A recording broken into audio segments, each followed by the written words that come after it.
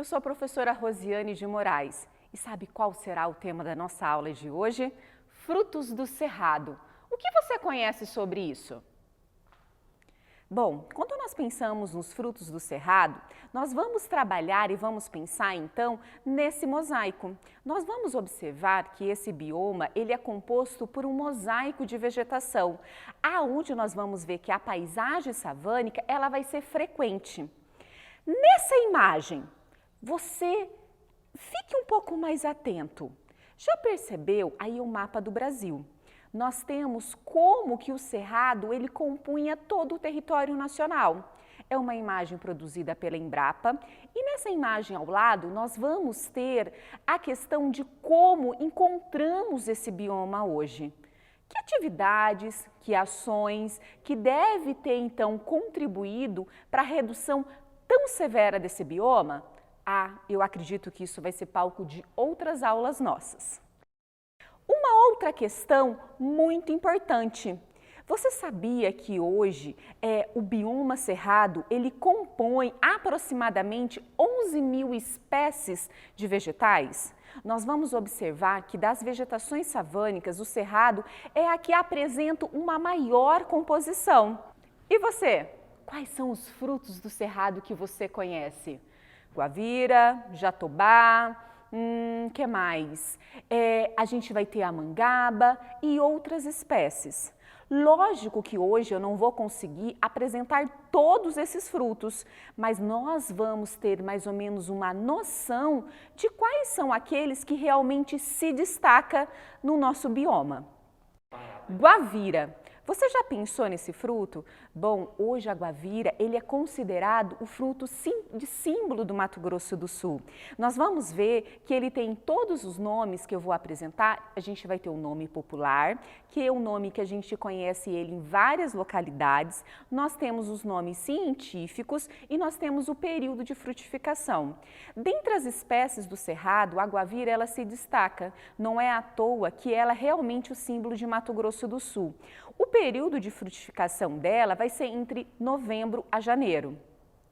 Outro fruto também que nós vamos perceber que tem uma grande importância quando a gente pensa, aposto que todo mundo gosta de ficar lá mascando, né? O chamado chicletinho do cerrado. Você já parou, já conhece a bocaiúva, macaúba, o coquinho? Então, nós vamos ver que essa espécie, além dela ser utilizada principalmente na nossa alimentação, ela também serve como forma de alimento para outras espécies.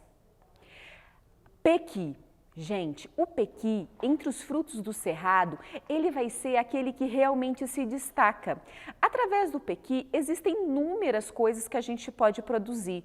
Geleias, quem não conhece aquele arrozinho com pequi? Nós podemos fazer licores e outros produtos que vocês vão depois dar uma observada.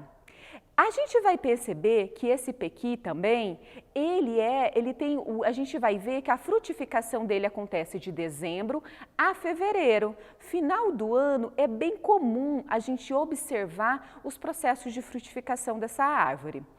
Uma outra planta que também vai se destacar, porém ela não é tão conhecida, é o que a gente chama de laranjinha de pacu. Essa planta, laranjinha de pacu, nós vamos ver que a polpa ela pode ser utilizada também em sucos, na produção de sorvetes, de geleias e caldos. Uma outra questão interessante desse fruto é que ele é muito utilizado na prevenção da anemia, devido à grande quantidade de ferro e outros compostos que a gente vai perceber que existe na organização e na composição desse fruto. Outro fruto. Quem conhece o baru ou cumbaru? Gente, o cumbaru, ultimamente, ele anda sendo muito usado na culinária brasileira, principalmente quando a gente pensa em frutos do cerrado. O baru, o que a gente acaba aproveitando realmente é a sua castanha. Ele tem hoje um valor comercial muito alto. Então, isso se torna até mesmo um atrativo para pequenos proprietários que querem realmente diversificar a sua renda. Tudo bem?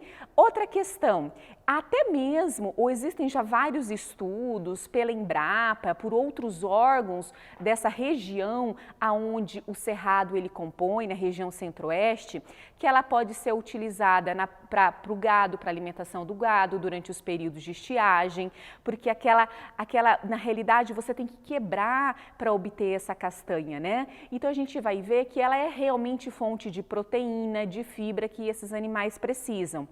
Outra questão é a produção de carvão. Produção de carvão, professora, sim. A castanha, né, na realidade a gente não perde nada do baru. A gente aproveita a castanha, a polpa é para fazer sucos, fazer compotas e até mesmo essa outra parte na produção de ração para o gado naqueles períodos de estiagem maior. Agora, esse fruto eu acredito que muita gente conhece. Sabe por quê? O cheiro. Menina, pensa no cheiro característico que tem o jatobá. É uma árvore grande, vistosa, que se destaca na paisagem. E o jatobá, hoje a gente tem inúmeras possibilidades de uso. Na formulação de farinhas, que ela pode ser utilizada na panificação, na produção de bolos. Nós temos também a questão do jatobá, que ele também é fonte de alimento para outros animais. A gente vai ver que a frutificação do jatobá, ele vai ocorrer entre julho a agosto. Na realidade, esse nome jatobá, ele tem a sua origem no tupi, que vai significar árvore com frutos duros. Por que árvore com os frutos duros? Porque realmente ele tem uma carapaça, uma casca bem rígida, que dentro, se a gente for perceber esse fruto, ele fica meio esfarelento, um pouquinho amarelado, um pouquinho mais parecendo um pozinho. Agora, professora, existem mais frutos? Existem. E existe um que foi utilizado muito pelos indígenas, até mesmo pelas pinturas. Por quê? Ele é a chamada genipapo. O genipapo, gente, nem todo mundo gosta tanto disso daí. Tem pessoas que falam que ele tem uma característica mais ácida, mas ele é um fruto muito gostoso. Na realidade, quando você pega o fruto do genipapo, ele tem uma coloração meio esbranquiçada. Porém, em contato com o ar, ele sofre o processo de oxidação. Vocês vão ver na imagem, ele tem esse aspecto meio azulado, meio preto. E é isso que a cultura indígena, né, que os povos indígenas utilizavam então para poderem se pintar, tá bom? Outro fruto que nós vamos ver que é característico, mangaba. Ah, gente, uma geleia de mangaba é tudo de bom. Na realidade, a gente vai ver que a mangaba, ela tem até pelo nome tupi, que significa coisa boa de comer. O nome já fala. Se no tupi mangaba vem de coisa boa de comer, será que é ruim? Não, ele é muito apetitoso. E nós vamos observar que o período de frutificação dele vai ser então entre outubro e fevereiro. Agora, quando a gente pensa e analisa, quais são, professora, realmente os benefícios? Quais são realmente as vantagens? Quais são as possibilidades que os frutos do cerrado nos permitem? Vamos lá? Uma das características, o alto valor nutricional. Nós vamos ver que todos esses frutos do cerrado, eles possuem componentes, possuem minerais, vitaminas que são extremamente ricos e que trazem realmente uns benefícios à nossa saúde de uma forma muito intensa. Outra questão e outra característica desses frutos do cerrado é o sabor, né, e o aroma característico. Geralmente, essas frutas, elas não têm aquelas peculiaridades, aqueles cheiros meio comuns daqueles frutos que a gente utiliza mais no nosso dia a dia. Uma outra característica importantíssima é a questão da composição de bioativos. Como essas plantas, elas se adaptam a condições ambientais muito extremas, como a questão do fogo, como o déficit hídrico, grandes períodos de estiagem, esses frutos, assim como outras plantas do cerrado, elas acabam produzindo bioativos para se protegerem dessas condições. Porém, esses bioativos que vêm sido estudado pela ciência, eles vão ter propriedades cancerígenas, fungicidas, bactericidas e que é muito utilizado então na indústria, tanto farmacêutica quanto também da indústria de cosméticos.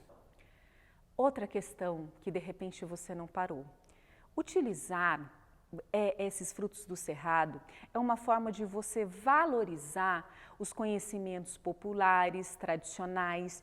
Ele oferta à sua família, de repente algum familiar seu, uma possibilidade de diversificar a economia. Porém, a gente tem que ficar muito atento a alguns detalhes. Primeiro, respeitar os ciclos da natureza. Será que eu vou poder extrair, retirar esses frutos quando eu bem quiser? Primeiro que você não vai conseguir, não é verdade? Agora, o que nós vamos perceber é que existe a possibilidade de você produzir essas mudas e produzir o seu próprio pomar. Desta forma, você pode não extrair de uma forma extensiva e intensiva esses recursos na natureza. Outra questão que a gente deve se atentar muito. Esses frutos do cerrado, eles não atendem somente às nossas demandas. Esses frutos, eles também são fontes de alimento para outras espécies. Você já parou para pensar sobre isso? Que existem aves, mamíferos e outros tipos de animais que dependem também desses processos de frutificação para poderem realmente se manterem nesse ambiente? Vamos lá então. Fica uma pergunta para você. O que eu, aluno, tendo toda essa base de conhecimento das aulas anteriores, da aula de hoje, como que eu, aluno, posso atuar então no meu bioma cerrado? Será que o bioma cerrado está tão distante de mim? Lógico que não. Você já parou para pensar que nós estamos sobre este bioma? Sobre essa composição savânica? E não há necessidade de nós irmos longe? Então, fica essa dica para você. Não perca, estude, veja as possibilidades e a forma como a gente pode valorizar toda essa cultura e todo esse aparato que nós possuímos. Combinado? Não se esqueça que as nossas aulas, elas ficam disponíveis no canal nosso do YouTube. Você pode ir lá rever os conteúdos, as nossas matérias, no momento que achar mais oportuno. Até a próxima aula!